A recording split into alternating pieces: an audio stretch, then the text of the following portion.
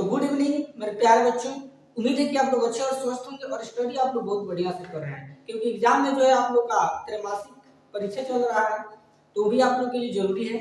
तो इसी टाइम हम लेकर आ गए हैं आप लोग के बीच क्लास 12 केमिस्ट्री का वीवीआई टॉपिक।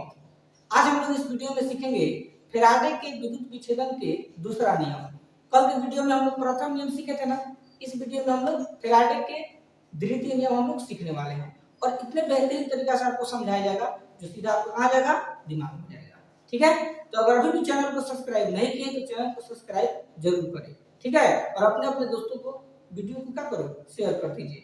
ठीक है, अगर आप लोग को मेरे समझाए हुए टॉपिक अगर अच्छा आप लोग लगता है तो कमेंट करके जरूर बताइएगा। यह आप लोग नहीं करते हैं, एक गलत बात है। ठीक है, चलिए आइए सीखते हैं। तो यहाँ पर लिखा हुआ है फैराडे के विद्युत विच्छेदन का दूसरा नियम का क्या करें, उल्लेख करें, यानी द्वितीय नियम के बारे में बताना है। तो जो फैराडे थे विद्युत विच्छेदन के दूसरे नियम में क्या बताया, इन्होंने बताया कि जब भी विद्युत अपघट्य में समान धारा प्रवाहित की जाती है, यानी फैराडे के प्रथम नियम में आप लोग को एक बर्तन में जो है वहां पर दो इलेक्ट्रोड को जोड़कर विद्युत अपघट्य को प्रवाहित किया जाता है। लेकिन यहाँ पर बात हो रहा है कि जब विभिन्न विद्युत अपघट्य में, यानी अलग अलग विद्युत अपघट्य होना चाहिए। मान लीजिए हम दो विद्युत अपघट्य बना रहे हैं, ध्यान से मतलब यहाँ पर मान लीजिए यहाँ पे एक विद्युत अपघट्य होगा, इसमें दो इलेक्ट्रोड को क्या करते हैं, जोड़ देते हैं। एक सेम टू सेम इसी जैसे एक और हम लोग क्या करते हैं, एक विद्युत अपघट्य को लेते हैं और इसमें भी क्या करते हैं, विद्युत अपघट्य को घोल देते हैं और इसमें भी क्या करते हैं, इलेक्ट्रोड को जोड़ देते हैं। तो मान लीजिए यहाँ पर जो है आपका H2SO4, यहाँ पर जो विद्युत अपघट्य होगा सल्फ्यूरिक अम्ल को लेते हैं H2SO4, यानी यह आपका H2SO4 का क्या है, विलयन है। यहाँ पर मान लीजिए NaCl हो सकता है, यानी सोडियम क्लोराइड या हाइड्रोक्लोरिक अम्ल भी ले सकते हैं। चलिए कल हम लोग NaCl के बारे में पढ़े थे, आज हम लोग इसमें क्या करते हैं, HCl ले लेते हैं। HCl का मतलब हाइड्रोक्लोरिक अम्ल, यानी यह आपका हाइड्रोक्लोरिक अम्ल हो गया, यह आपका सोडियम क्लोराइड हो गया, सॉरी सल्फ्यूरिक अम्ल हो गया। तो दो तरह का विलयन हम ले लिए। अब जब इसको विद्युत अपघट्य किया जाएगा तो ऑटोमेटिक क्या होगा कि इस इलेक्ट्रोड पर एक को प्लस चार्ज एक को माइनस चार्ज ऑटोमेटिक होने लगेगा।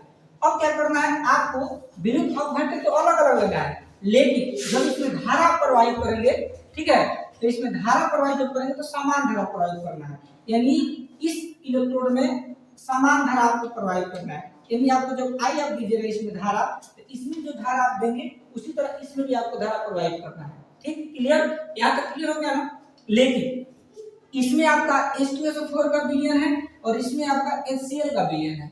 ओके, चलिए इतना स्ट्रक्चर आप लोगों को समझ में आ गया होगा। तो अब हम लोग क्या करते हैं, इसी चित्र के माध्यम से हम लोग फैराडे के द्वितीय नियम को क्या करते हैं, जांच करते हैं। क्या इन्होंने जो बताया, क्या शर्त बताया कि नहीं बताया, आइए हम लोग देखते हैं।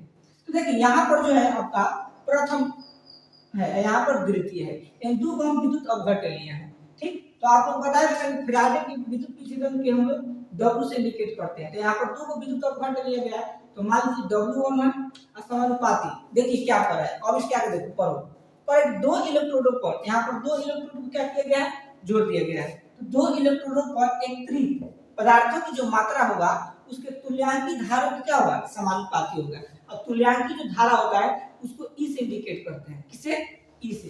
तो यहाँ पर क्या हो जाएगा, ई हो जाएगा, और यहाँ पर दो को विद्युत अपघट्य है इसलिए इसका नाम दे देंगे E1 का। ठीक, अब देखो ये हो जाएगा आपका W1 समानुपाती हटेगा तो बराबर के चिन्ह आता है। अब यहाँ पे एक नियतांक आएगा, तो नियतांक को हम लोग किसे इंडिकेट करेंगे, K से, और यहाँ E1 है लिख देंगे E1, इसको समीकरण नंबर 1 के नाम दे देंगे। ठीक है, बोलो यहाँ तक किसी को दिक्कत नहीं होगा। अब आइए इसको कम कर दिए और दूसरा विद्युत अपघट्य को हल करते हैं। तो मान लीजिए आपका W2 होगा, यानी कि W2 किसके समानुपाती होगा, तो तुल्यांकी धारा का। तुल्यांकी धारा मान लीजिए क्या है, E2 है, यानी देंगे E2।